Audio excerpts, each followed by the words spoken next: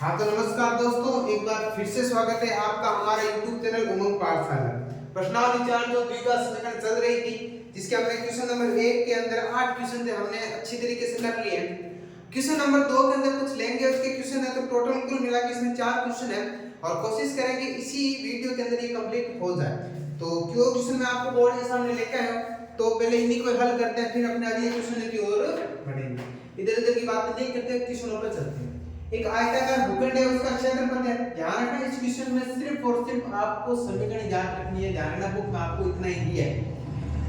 तो आयताकार भूखंड है, उसका क्षेत्रफल दे रखा है कितना, क्षेत्र की लंबाई है वो चौड़ाई के दुगुने से अधिक है। ध्यान रखना, पहले देखो लंबाई पहले आई है, चौड़ाई बाद में आई। जो शब्द बाद में आए उसको आपको x लेना है। हालांकि कांसेप्ट है नहीं, बाकी आपके बुक के हिसाब से ये सेट बैठ जाता है। क्या कह रहा है, लंबाई चौड़ाई, अगर आपको चौड़ाई पता होगी तभी तो आपको लंबाई पता होगी। आपके पिताजी होंगे तभी तो आप होगे, आपके पिताजी के बिना आप हो ही नहीं सकते। तो सबसे पहले मानोगे सर, माना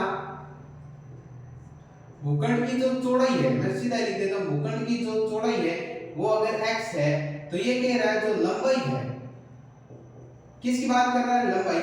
लंबाई जो है वो चौड़ाई के 2 गुने से 1 अधिक है। ध्यान रखना, क्या कर रहा है सर, लंबाई जो है वो चौड़ाई के 2 गुने से 1 अधिक है। लंबाई जो है वो चौड़ाई के 2 गुने से 1 अधिक है। अब देखो ये हो गया 2, चौड़ाई की जगह लिख दो x प्लस 1 हो गया। चौड़ाई के 2 गुने से 1 अधिक है, कौन है सर, लंबाई। लंबाई चौड़ाई एक आपको दे रखा है आयताकार भूखंड का क्षेत्रफल। तो सीधा सीधा लिखो सर, जो दिया वैसा वैसा, आयताकार भूखंड का क्षेत्रफल क्या कितना दिया सर, 528 मीटर स्क्वायर हो गया। फॉर्मूला क्या होता है, आयताकार भूखंड का क्षेत्रफल है तो क्षेत्रफल का फॉर्मूला क्या होता है सर, लंबाई गुणा चौड़ाई। क्या दिया है, तो कुल मिलाकर लंबाई गुणा चौड़ाई, इन दोनों का मान दिया 528 मीटर स्क्वायर। तो आयताकार भूखंड का क्षेत्रफल है, जानना पड़ेगा आपने। लंबाई का मान तो कितना है सर, 2x प्लस 1 गुणा चौड़ाई का मान कितना है x, बराबर में हो गया 528 मीटर स्क्वायर। अंदर गुणा करो, देखो x को x से गुणा करोगे तो ये हो जाएगा सर 2x स्क्वायर, इसकी इससे गुणा की 2 स्क्वायर प्लस x को 1 से गुणा करोगे x, बराबर में 528 मीटर स्क्वायर। अब क्या करना है, 528 उधर प्लस का, इधर लाओगे क्या हो जाएगा माइनस का, तो ये हो गया 2x square plus x minus का 528 बराबर में 0। तो ये देखो देखो क्या ये स्क्वायर आ रहा है ना, स्क्वायर है। पहले ये चेक करने के लिए कह रहा है साइड तक कि द्विघात समीकरणों में हमें निरूपित करना है। तो ये अपने देखो पहले वो तो द्विघात समीकरण है कि नहीं, देखो स्क्वायर आ रहा है का मतलब द्विघात समीकरण है, तो ये अपना क्वेश्चन हो गया। आगे की ओर बढ़ते हैं, लगता है यही देखेंगे ना। दो क्रमागत धनात्मक पूर्णांक है, क्रमागत धनात्मक पूर्णांक है, कौन सा पहले लिखो सर, दो क्रमागत धनात्मक पूर्णांक क्या बोलते हैं सर, जैसे 1 हुआ 2, ये दो क्रमागत हो गए। अब इनको हमें क्या करना है, वेरिएबल मतलब चरों के रूप में प्रदर्शित करना है। दिमाग में ऐसा कांसेप्ट लेके आओ कि सर x का मतलब 1 होता है, तो मैंने x का मतलब 1, अगर ये x होगा तो ये x प्लस 1 होगा कि नहीं होगा, क्यों, x का मतलब ही पढ़ना है कितना, 1। तो देखो x का मतलब 1 है, तो देखो 2 कैसे आएगा, x का मतलब पढ़ो 1 है, 1 है कितना हो गया। अब क्या कह रहे हैं, धनात्मक पूर्णांकों का गुणनफल 300 है। क्या लिखोगे, यहां लिखा है देखो, धनात्मक पूर्णांकों का गुणनफल जो है वो कितना है सर, 306 है। तो देखो धनात्मक पूर्णांक ये इनको गुणा कर दो, करो देखें तो x की गुणा करनी है आपको x प्लस 1 से, तो उत्तर आएगा 306। अंदर गुणा कर दो, तो x को x से गुणा की x स्क्वायर प्लस x को 1 से गुणा की x, बराबर में 306। प्लस वाली उठ के उधर आएगी तो किसकी हो जाएगी, माइनस। ये हो गया x square plus x minus का 306 बराबर में 0। अब ये देखो इसमें x स्क्वायर आ रहा है, मतलब ये आपके एक तरह से क्या हो गया, एक धनात्मक पूर्णांक हो गया, ये मतलब एक द्विघात समीकरण है। तो अपने को यहां तक ही पता करना था कि सिर्फ और सिर्फ द्विघात समीकरण निकाल के छोड़ना है, क्योंकि इक्वेशन में ऊपर दे रखा है। तो फटाफट इन दोनों इक्वेशन को आप नोट डाउन कर लो, फिर आपके दो इक्वेशन और रहेंगे, वही हम इसी वीडियो के अंदर इसको करने की कोशिश करते हैं। नोट करो, देखो आगे चलते हैं।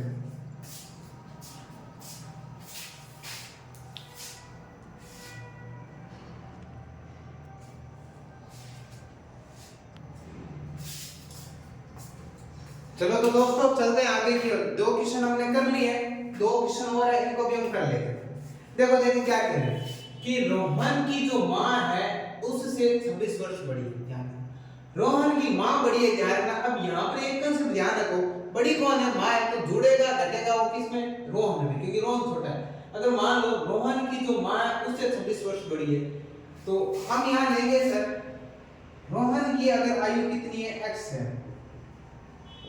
रोहन की आयु कितनी है? x है। तो उसकी मां क्या है? तो रोहन की जो मां है ना, रोहन से 26 वर्ष बड़ी है। कितनी वर्ष बड़ी है? मां जो है वो रोहन से 26 वर्ष बड़ी है। तो रोहन तो पहले कितना था? x, तो 26 वर्ष बड़ी है, मतलब हो गया x + 26। ध्यान रखना, रोहन की आयु x है, जबकि रोहन की जो मां है वो रोहन की आयु से 26 वर्ष बड़ी है। तो x तो था ये, तो कि रोहन की आयु 26 वर्ष बड़ी है, तो 26 इसमें जोड़ दो। अब क्या कह रहे हैं?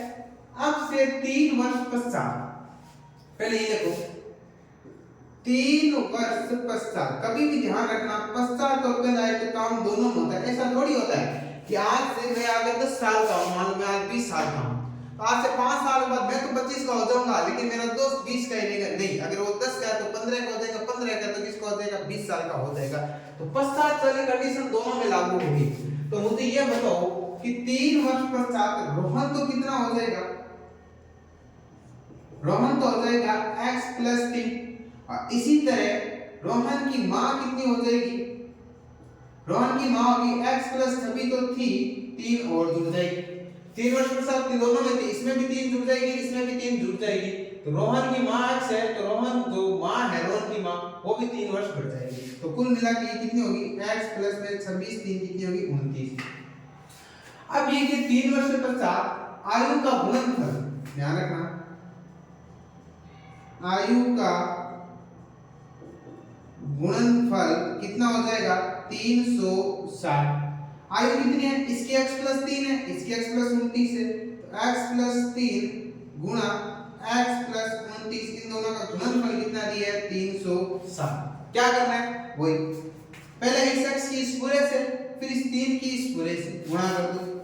देखना x की इस पूरे से x + 29 प्लस इस 3 की भी गुणा इस पूरे से x + 29 बराबर में 360। जोड़वा के गुणा भाग कर लो। देखो x को x से गुणा की कितना हो गया सर? x² प्लस x को 29 से गुणा की सर 29x प्लस 3 को x से गुणा की 3x प्लस ये तो कितना हो जाएगा? अगर 30 होता तो कितना हो जाएगा? 3 3 और 90, 90 में से 3 कम कर दो, कितना हो जाएगा? 87। देखो 9 3 27 का 7, 2 3 3 छोड़ दो 8 बराबर में 360। अब क्या करना? सेम को देखो x² तो ये अपनी जगह ही पड़ा है। देखो ये कितना हो जाएंगे? 29 और 3 कितना हो गए सर? 32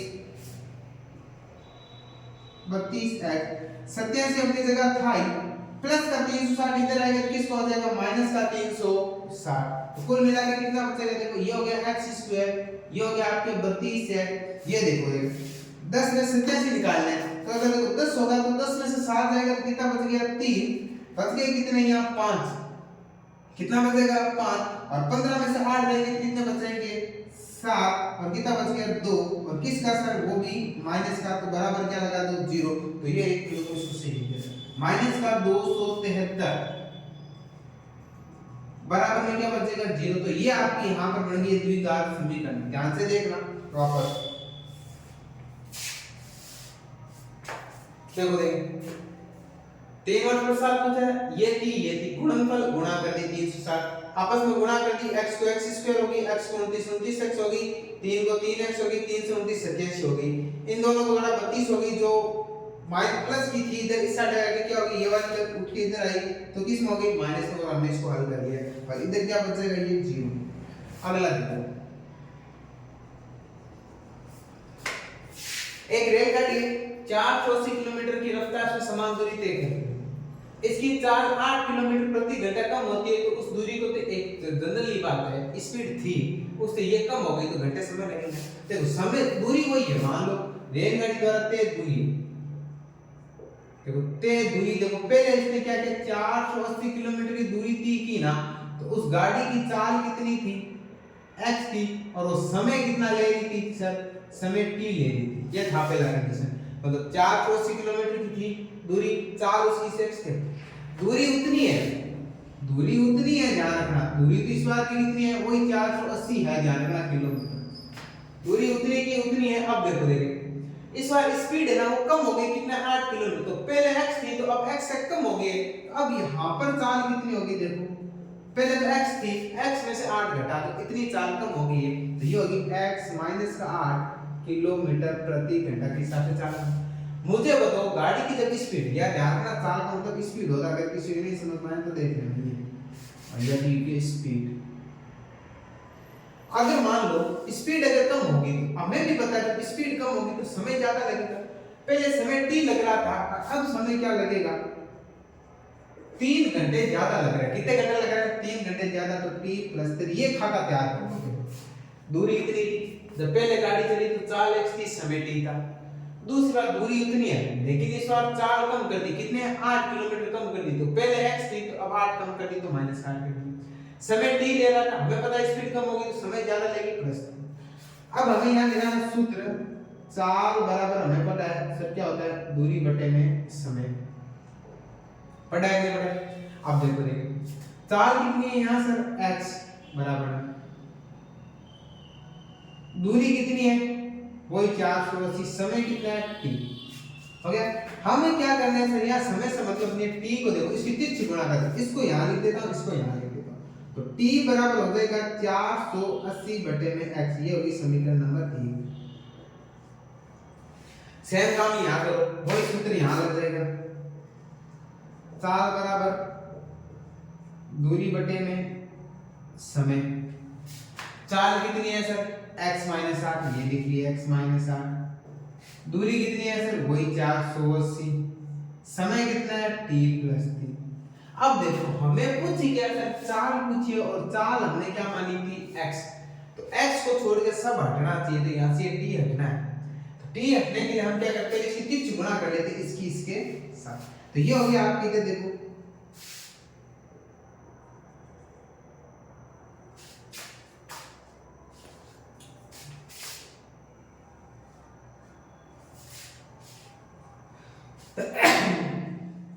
देखो ये हो गया आपके x - 1 गुणा में हो जाएगा t + 3 बराबर में 480, गुणा कर लो, पहले x की गुणा होगी इस पूरे से t + 3, क्या इसकी इस पूरे से, अब क्या करना है इस -8 जो है ये -8 इसकी भी इस पूरे से गुणा हो जाएगी, तो -8 की गुणा हो जाएगी वही t + 3 से बराबर में 480।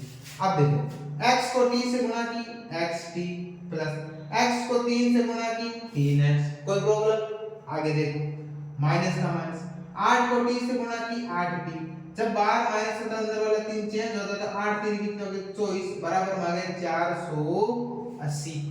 अब जो भी काम है करो, क्यों हमें t से कोई मतलब नहीं है, t से नहीं है तो t की जगह लिखो 480 बटे x, क्या लिखोगे यानी लिखोगे t का मान रखने पर देखो तो x गुना t कितना है 480 बटे x, कितनी होगी 480 बटे x प्लस 3x का x माइनस 8 गुना वही कितना लिखोगे t की जगह फिर 480 बटे में x, ये हो गया सर 480 बटा में x माइनस का 24 बराबर में 480।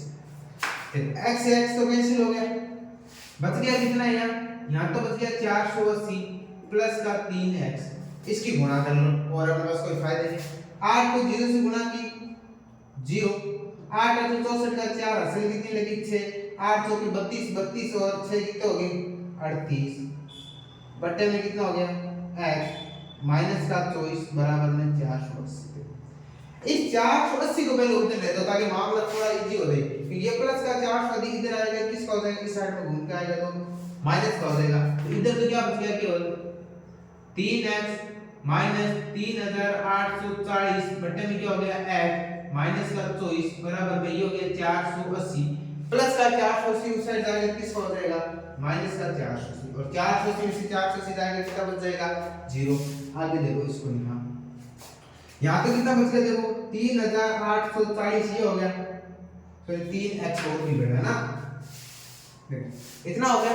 अब क्या करो, ये पढ़ा दे 3x अपनी जगह माइनस 3840 पड़ा है, अपॉन में x है माइनस का 24 बराबर में कितना आ गया 0, क्योंकि इनमें से ये जाएगा तो यहाँ कितना बच जाएगा 0। अब देखो लघुत्तम लेना पड़ेगा, क्योंकि इसके नीचे x है तो 1 लो, इसके नीचे 1 लो, लघुत्तम आएगा x। अब मुझे a की टेबल में x कितनी बार आता है सर, x बार में, और इस ऊपर वाले x से गुणा करोगे तो ये हो जाएगा 3x² माइनस, वैसे आप 3 कॉमन भी ले सकते थे, चलो बाद में ले लेंगे। x की टेबल में x कितनी बार आएगा, एक बार में, 1 को 3840 से गुणा करोगे 3840 माइनस a की टेबल में x कितनी बार आता है, x बार में, तो 24 को 1 से गुणा करोगे 24 से बराबर में 0, ये भाग वाला कहां चला जाएगा, गुणा में, तो कुल मिला के आ गया सर 3x² माइनस 3840 माइनस का 24x बराबर में 0 गुना x। यहां से 3 कॉमन ले लो, अंदर बच गया x² माइनस 3 एकम 3 3 दूनी 6 2 3 8 24 0 माइनस 3 8 24 8x बराबर में ये बच गया 0, क्योंकि 0 को किसी चीज से गुणा करोगे 0 ही आएगा। अब देखो तो कुल मिला के इसको आगे पीछे लिख देते, देखो x² माइनस का 8x पहले लिख देता हूं माइनस का 1280 बराबर में 0 में जब 3 का भाग लगेंगे तो 0 आ जाएगा। कुल मिला के आपके ये आ जाएगी इक्वेशन x² माइनस का 8x माइनस का 1280 बराबर में 0। तो ये आपके एक तरीके की आगे द्विघात समीकरण। और इस तरह ये आज का सेशन अपने यही समाप्त करते हैं।